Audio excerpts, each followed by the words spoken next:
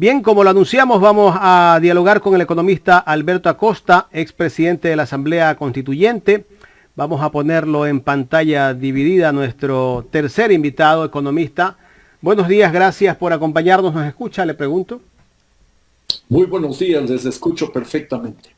Okay. Bien, economista, quiero empezar con el tema de lo que está pasando entre el gobierno, que comienza un diálogo y luego empieza a acusar o vuelve a acusar a la dirigencia indígena y a las personas, a supuestos aportantes a las jornadas de movilización, que lo dijo justamente en una cadena internacional como fue Univisión. Vamos a compartir justamente ese video para que usted nos dé la reacción después.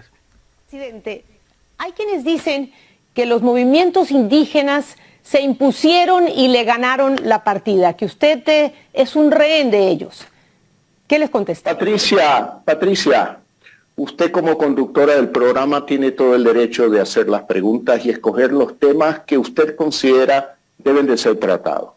Yo diría que usted se ha enfocado mucho en el movimiento indígena, como dije, que tiene causas justas y legítimas, pero no ha querido tratar el otro aspecto, el aspecto violento, el aspecto de los narcotraficantes, el aspecto de los narcopolíticos. Para allá voy. ¿Tiene pruebas de esa financiación del narcotráfico como lo ha sugerido su gobierno? Sí, definitivamente que sí.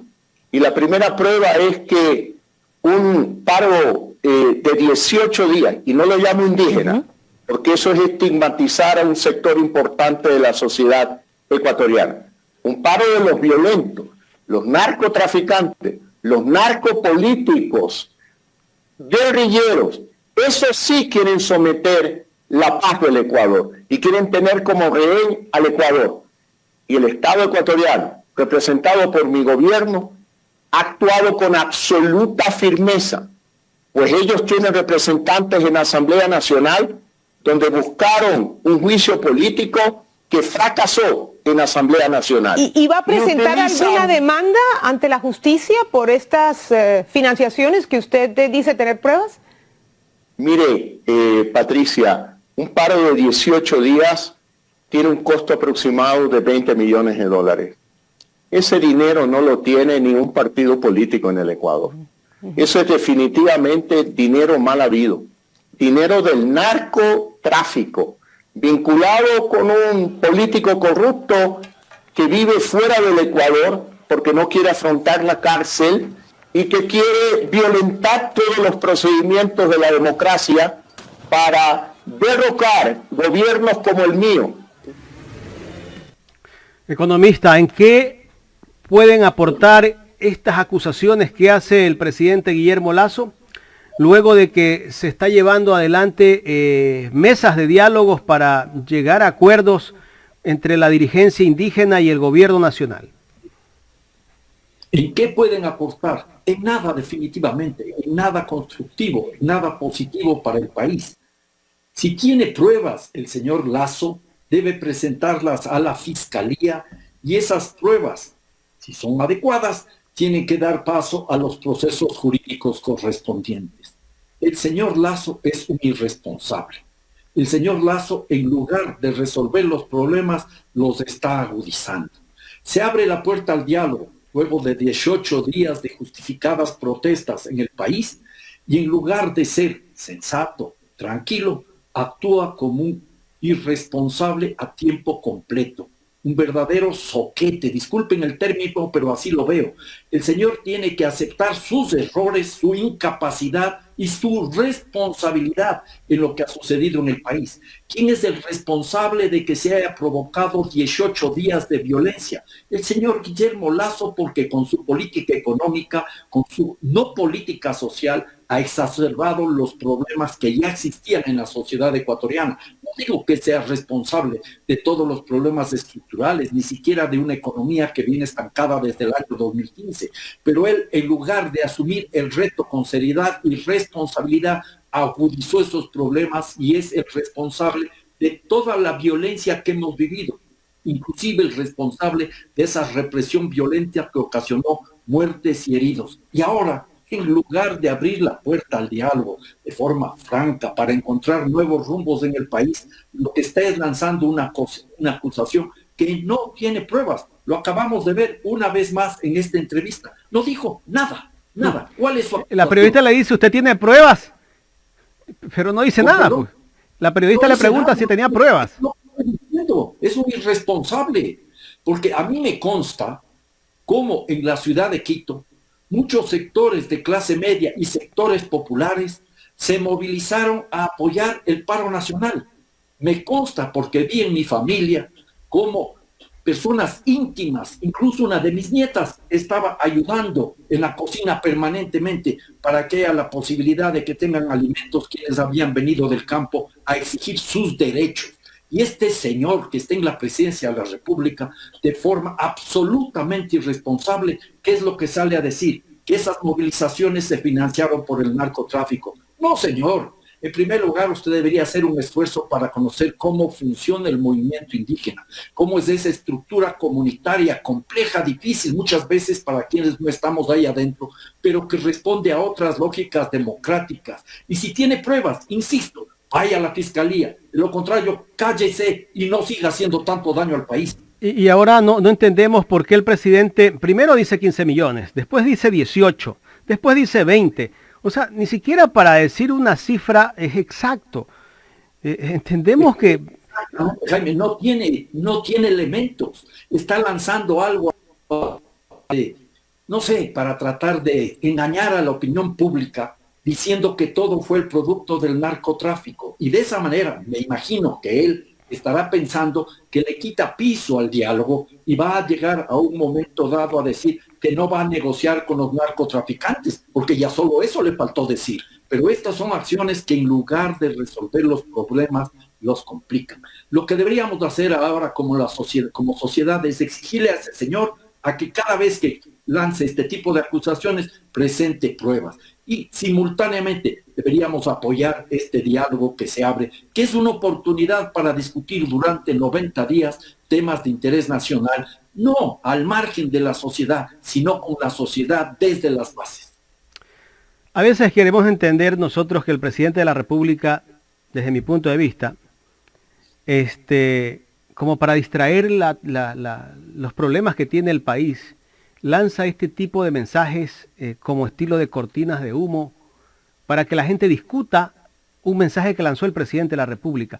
Quiero entenderlo a veces de esa manera, economista Alberto Acosta, porque si bien es cierto... Seguramente su forma de ser es incapaz de ser franco y frontal, y si tiene argumentos y documentos, presentarlos. Suelta ideas.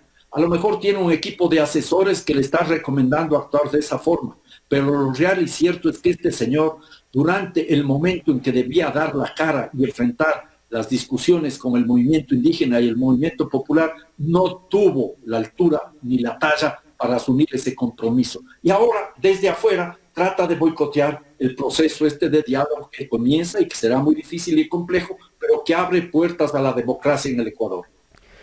Yo creo que el presidente sigue el libreto de una película mexicana que se llama La Dictadura Perfecta, ¿no? Que se crean las fake news, noticias falsas, mensajes falsos, los muertos colgando desde los puentes, y la gente se distrae, con eso la gente se distrae y el gobierno sigue, pasa el tiempo y puede ser que el presidente, así como va a terminar los 4 años sin ningún problema. O sea, vemos que también hay un apoyo de un sector de los medios de comunicación. Con perdón, un asunto. Puede terminar los 3 años que le restan sin ningún problema. No, con crecientes problemas. Problemas para su gobierno y problemas para la sociedad. Porque este señor no está dando las respuestas que espera el pueblo ecuatoriano. No le acuso yo de todos los problemas, repito, él no es responsable de todas las dificultades que venimos arrastrando, pero él no tiene la capacidad, y lo está demostrando, para enfrentar lo que está viviendo el país. Y los problemas que está atravesando la sociedad son inocultables. Piense usted en la situación del hambre, en la situación de la miseria, en la situación de la desnutrición crónica infantil, que tiene un promedio nacional de un 27%, el promedio en el campo del 38-39%, y en los cantones de mayoría de población indígena supera el 50 y el 60%. Frente a eso, ¿qué está haciendo el señor Lasso? Los problemas de la inseguridad en las calles. Frente a eso, ¿qué está haciendo el señor Lasso? Movilizó policía y fuerza armada masivamente para reprimir al pueblo ecuatoriano, pero no para combatir a los narcotraficantes. Y si hablamos de narcotraficantes, habría que recordarle que el embajador de los Estados Unidos, nada más ni nada menos que el embajador de los Estados Unidos, dijo que en la policía ecuatoriana hay narcogenerales. Por ahí habría que comenzar a investigar el tema de la presencia del narcotráfico en el Estado ecuatoriano. Correcto. Y aparte, de tanto que ha hablado de que las protestas han sido financiadas por el narcotráfico, cuando lo detienen a Issa, que supuestamente lo detienen en flagrancia, cuando Issa en la madrugada se trasladaba al sitio donde estaban concentrados los hermanos indígenas, no le encontraron recursos, pues. Iba sin dinero, no le encontraron nada. O sea, yo entiendo que el presidente dice cosas a veces que no tienen sustento. Porque si yo soy el dirigente de una movilización, yo debo andar con dinero, pues.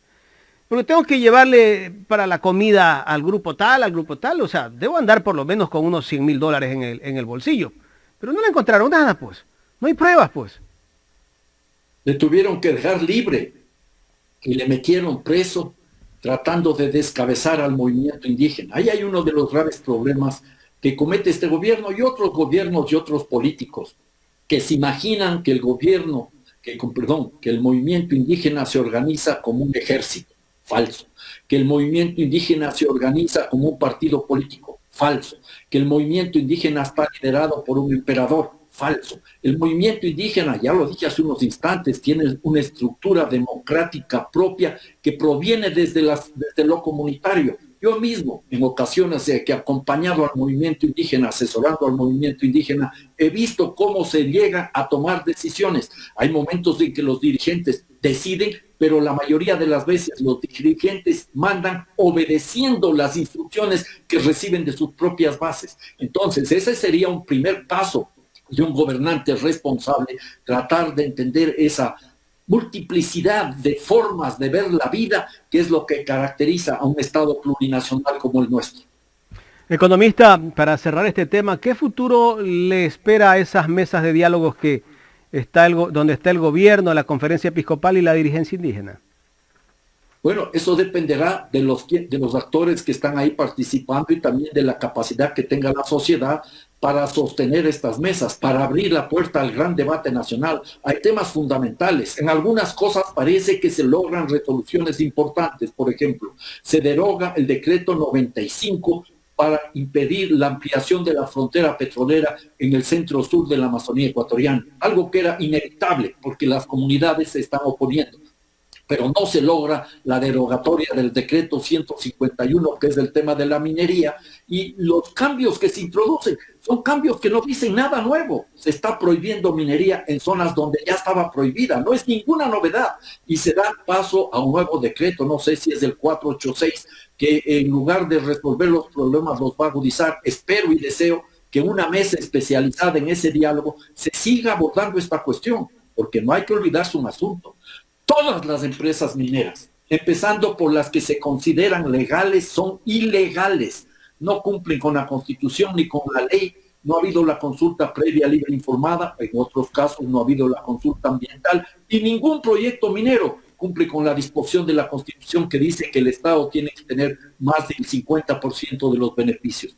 Entonces ahí habría material suficiente para que en una mesa de diálogo se comience a desmontar toda esta falacia, toda esta estafa de la megaminería. Economista, me voy a saltar a un temita muy rápido. Usted fue ministro de Energía de este país y le consulto algo porque justamente un representante de los trabajadores petroleros hace pocos días dijo que el Estado no es que está dándole subsidio a los combustibles.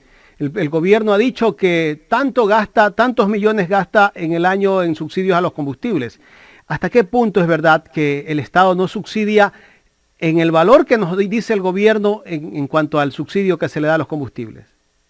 Bueno, ahí habría que hacer un análisis a partir de qué entendemos por subsidio. Y en el caso ecuatoriano podemos tener distintas formas de subsidio. Podemos tener, quiero decir de antemano, que ya hay subsidio. ¿Cuánto cuesta refinar un barril de petróleo y cuánto se recupera cuando se venden los productos refinados como gasolina, diésel, fuel oil, Kerex y cualquier otro derivado? ¿Cuánto se recupera? En ese caso me parece a mí que nosotros de ninguna manera tenemos un subsidio, porque el Estado está recuperando de lo que se subsidia, de lo que se refina y se vende en el mercado internacional una cantidad superior. Luego tenemos un problema. Ecuador extrae petróleo, exporta petróleo, pero no tiene suficiente capacidad de refinación para satisfacer la demanda interna y tiene que importar petróleo desde afuera. Entonces ahí viene la pregunta, ¿cuánto nos están costando esos derivados que traemos del exterior si son en precio más elevados que lo que cuesta venderlos en el mercado interno? Entonces ahí podría asomar un subsidio y de hecho tiene que haber en algunos casos un subsidio. Lo que habría aquí es que llegar a un cálculo para ver cuánto es lo que se obtuvo de beneficio en la venta de los derivados fabricados en el Ecuador, producidos en el Ecuador, en el mercado interno y cuánto es lo que nos está costando entrar. Entonces ahí tenemos una gran posibilidad de análisis de la existencia o no de subsidios. Pero hay otro subsidio u otra definición de subsidio, hablemos más de otra definición de subsidio, que parte de aquella visión que dice que estaríamos perdiendo el costo de oportunidad.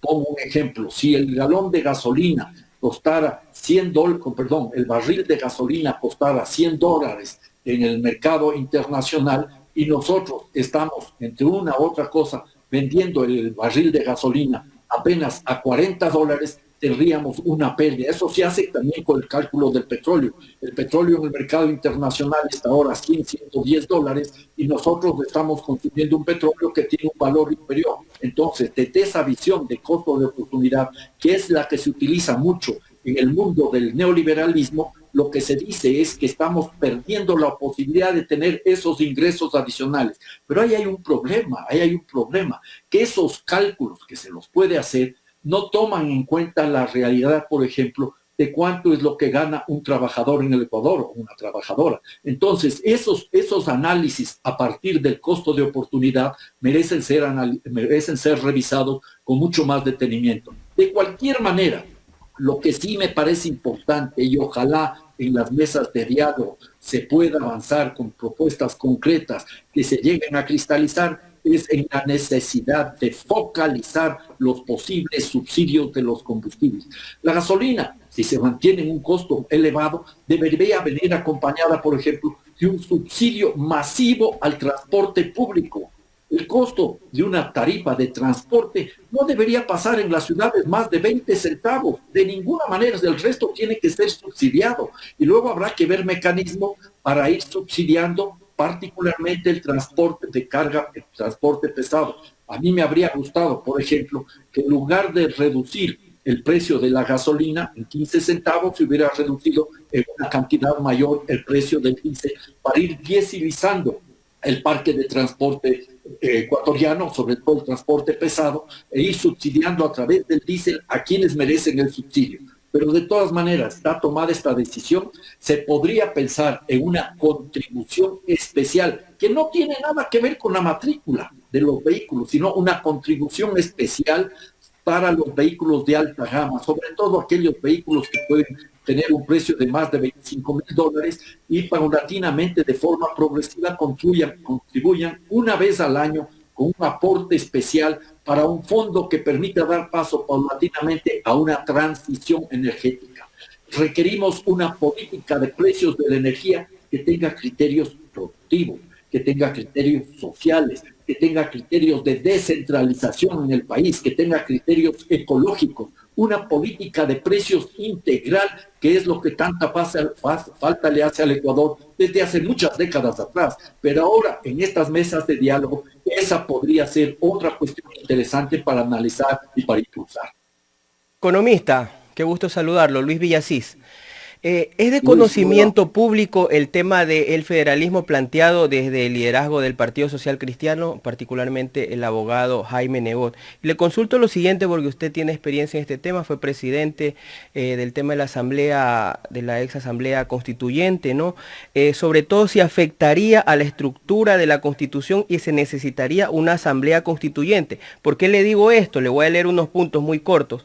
Porque afectarían al Estado unitario, seríamos un Estado semiconstitucional de derechos por la fracción que ocasionaría el federalismo en una provincia. Se tendría que cambiar el preámbulo de la Constitución, porque ahí no consta esta figura. Se tendrían que cambiar las atribuciones exclusivas del presidente sobre políticas públicas y la dirección de la administración pública.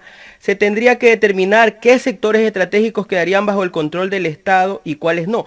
Y sobre todo en temas muy puntuales como quién asumiría los gastos de las Fuerzas Armadas del Ecuador y la Policía del Ecuador dentro de este Estado federal. Pero además de esto, usted ha de tener otros criterios sobre este tema que está en el ojo público. Lo escuchamos, economista. Mire, hay muchos temas que habría que analizar, pero yo haría el planteamiento de abrir la puerta a un debate nacional teniendo en consideración algunos elementos básicos y fundamentales.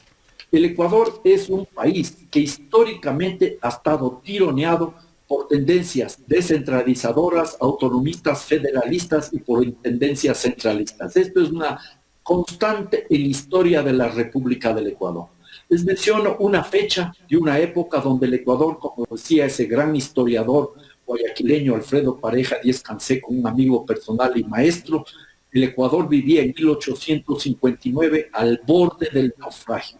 Había 4 gobiernos en el Ecuador, un gobierno en Quito, un gobierno en Cuenca, un gobierno en Loja y un gobierno en Guayaquil y una ciudad y una región que estaba ese momento rodeada por los buques peruanos que bloqueaban la entrada a la ciudad de Guayaquil. En ese momento, en esa instancia, cuando García Moreno inicialmente se alía con el peruano para derrocar al gobierno liberal, y luego García Moreno recupera la nación de país y organiza un Estado unitario. Pero eso ha estado permanentemente. El mismo general Eloy Alfaro en varias ocasiones hizo esfuerzos para conseguir esa unidad nacional. Tira para la unidad nacional uno, tira para el federalismo otro. Y ahí ha estado el país permanentemente atado. Yo diría que entonces tenemos una larga experiencia histórica de una situación que deberíamos ir dando respuestas adecuadas. Segundo, invito a leer lo que está en el capítulo 5 de la Constitución cuando se habla de autonomías y descentralización. Ahí hay elementos sumamente importantes. Ahí se plantea, por ejemplo, la posibilidad de construir regiones con una gran capacidad de respuesta. Hay algunos problemas y algunas dificultades. Por ejemplo, no se quiso que la provincia de Manabí por sí sola sea una región, entonces se estableció un límite superficial un poquito más elevado que el área que tiene la provincia de Manabí, que con el número de habitantes podría ser una región. ¿Por qué no se avanzó allá? Porque el presidente Rafael Correa, que dijo apoyar la Constitución, lo único que buscaba era concentrar el poder y forzó las tendencias centralistas. Yo sí creo que es necesario ir superando muchas tendencias centralistas. Tenemos un bicentralismo muy preocupante que no es solo Guayas y Pichincha, no es solo Quito y Guayaquil, sino determinados grupos de esas 2 ciudades que concentran por un lado la riqueza nacional, que se benefician por un lado, por ejemplo, de la obra pública, en mayoría mucho más en términos relativos que el resto de las provincias abandonadas. Incluso tenemos problemas de centralismo en lo que tiene que ver con los depósitos bancarios. Los depósitos bancarios se concentran sobre todo en las grandes ciudades y en las grandes provincias, Guayas, Pichincha, Manabí y Azuay. Creo que en el Oro también. Las provincias pequeñas ven cómo se descapitalizan permanentemente porque su ahorro no se reinvierte en su provincia, sino que se va a las provincias grandes. Entonces, este es un tema sumamente complicado. Y otro asunto que deberíamos ponerlo en la mesa para el debate es el que tiene que ver con la experiencia internacional. Hay muchos estados federados, pero que han surgido de sus propias experiencias históricas. Ahí me dirá, Venezuela es un estado federado. ¿Por qué no pensar en ese ejemplo? El Estado argentino, el Estado alemán, el Estado en los Estados Unidos mismo es una nación es confederada y hay federaciones, hay una serie de estados que configuran la Unión de los Estados Unidos. El tema aquí de fondo es que no se puede simplemente copiar otras realidades, sino analizar las nuestras. Y ahora, creer que los problemas surgen simplemente porque está propuesto un Estado unitario y que se van a resolver dando paso al Estado federal es una tremenda equivocación.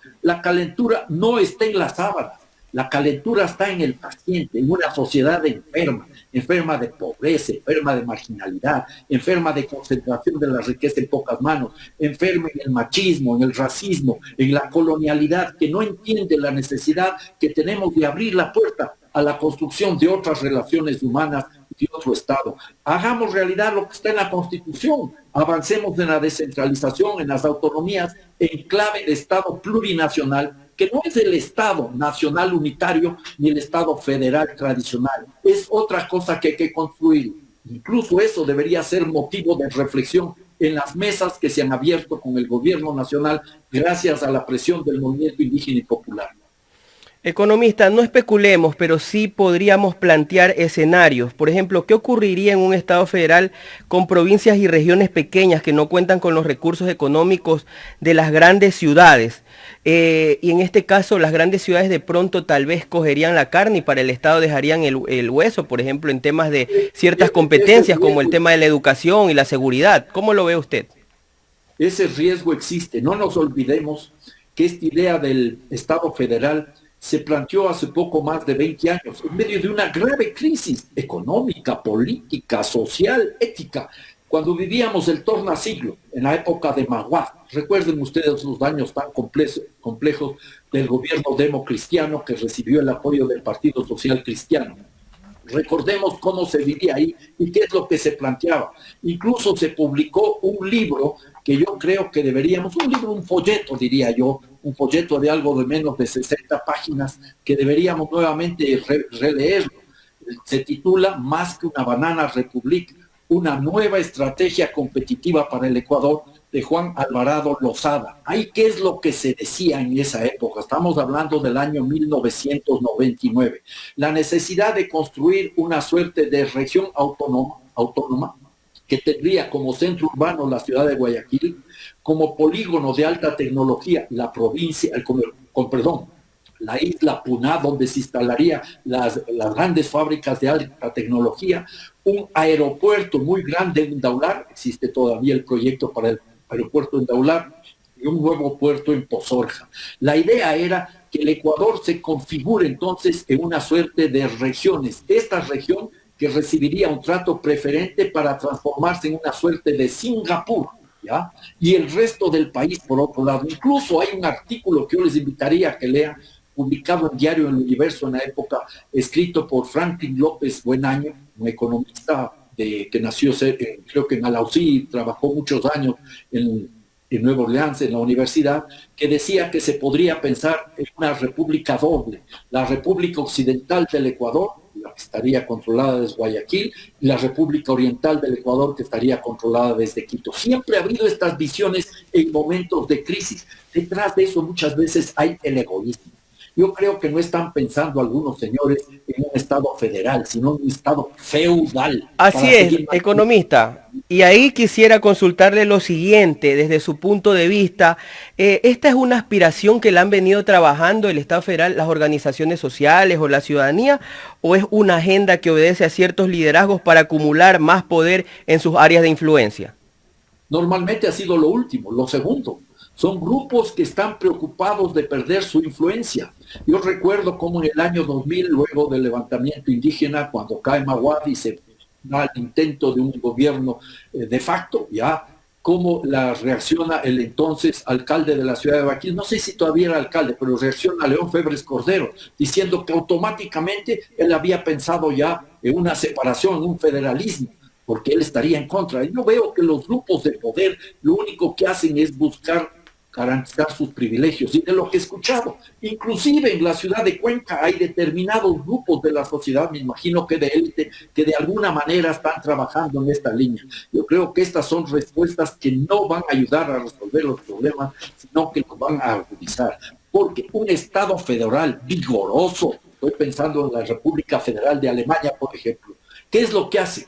Recoge los recursos de las provincias más ricas, de los estados más ricos, como el Estado Libre de Baviera, como el Estado de Renania del Norte y Palatinado, como de la ciudad de Hamburgo, como de la ciudad de Berlín, donde se recaudan la mayor cantidad de tributos y distribuyen con cierta equidad en el resto del país, porque no se trata aquí de que un grupo del país se tiene que liberar del resto y verle al resto como una carga, no.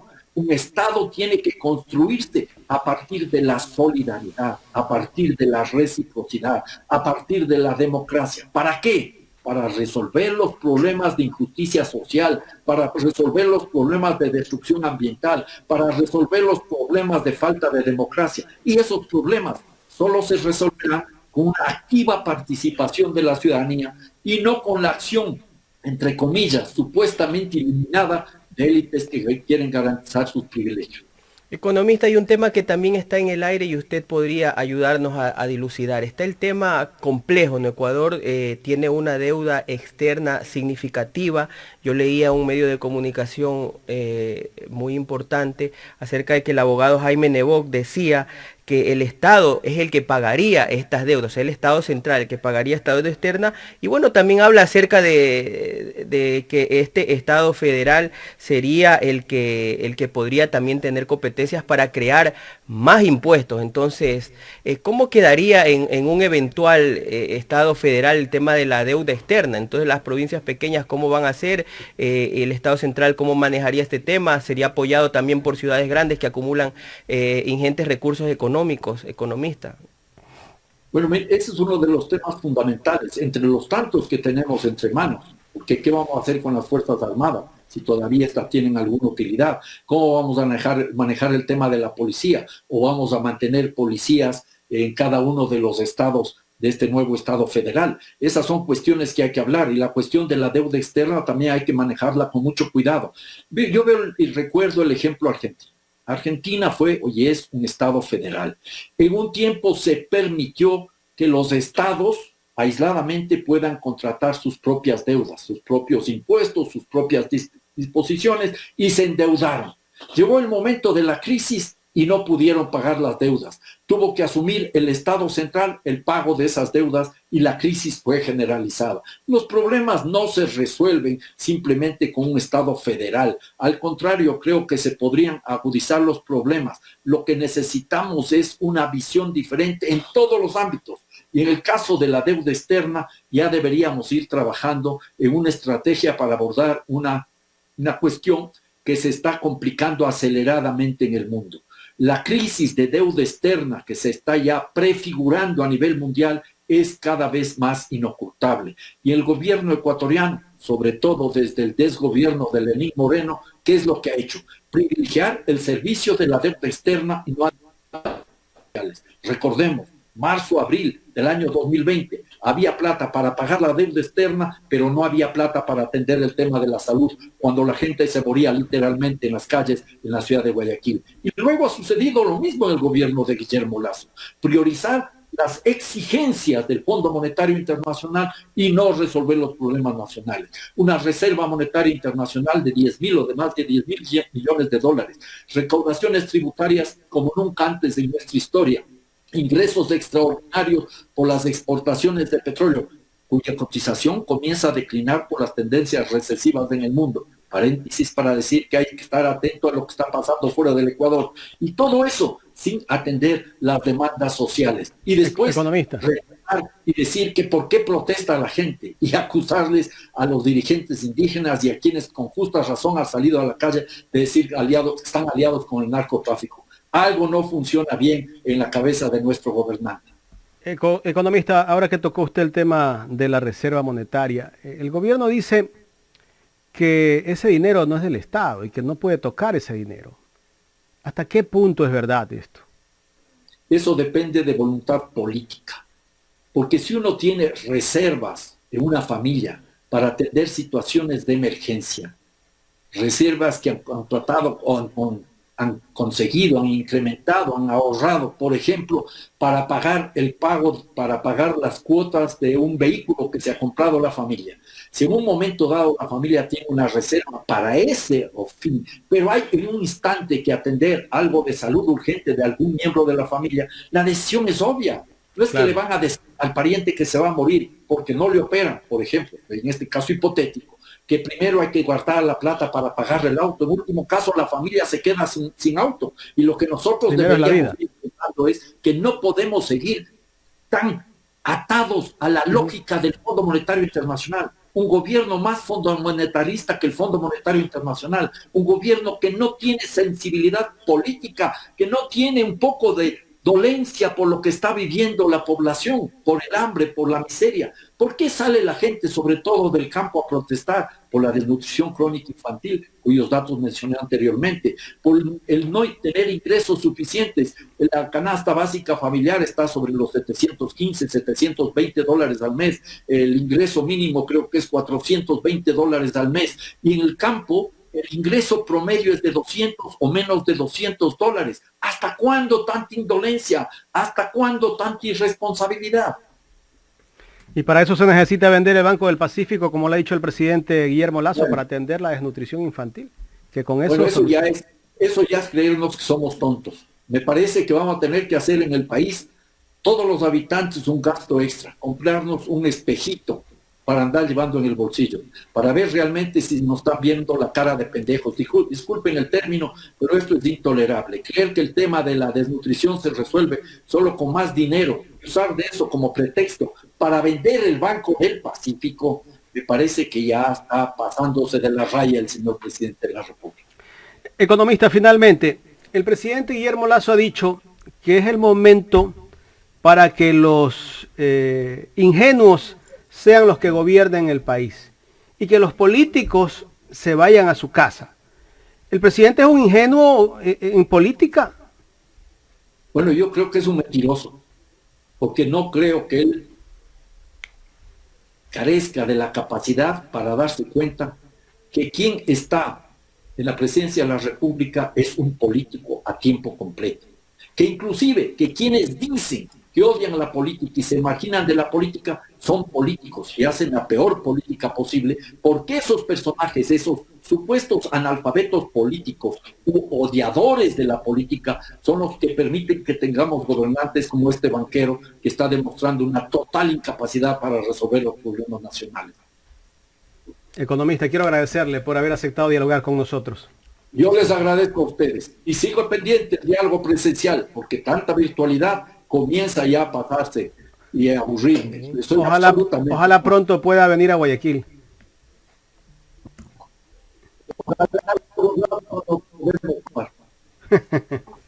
Gracias al economista Alberto Acosta. Él fue presidente de la Asamblea Constituyente, también fue ministro de Energía. Creo que tiene un gran conocimiento en temas... Las credenciales necesarias para hablar estos temas, ¿no? de temas de coyuntura como los temas que estamos viviendo en este momento.